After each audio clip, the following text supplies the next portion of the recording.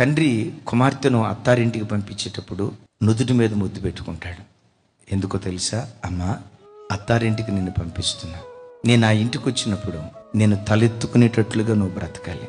తల్లి చెంప మీద ముద్దు పెట్టుకుంటుందట. అమ్మా, నిన్నెక్కడికి పంపిస్తున్నానో అక్కడ నవ్వుతూ బ్రతకాలమ్మా.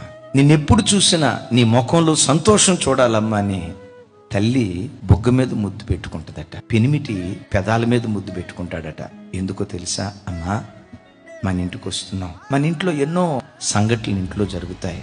నీకు సంతోషాన్ని పంచిన రోజు ఉంటుంది, సంతోషం కాకుండా దుఃఖాన్ని మిగిల్చిన రోజు ఉంటుంది. ఇంటి లోపల ఎన్నో జరుగుతాయి. మన ఇంటి గుట్టు నీ పెదవుల ద్వారం దాటి ఎక్కడ బయటికి వెళ్ళాలి. నా ప్రభు బిడ్డలారా, ఎప్పుడు స్త్రీ తన బ్రతుకులో భర్తకు పెనిమిటికి కిరీటంలాగా ఉండాలి.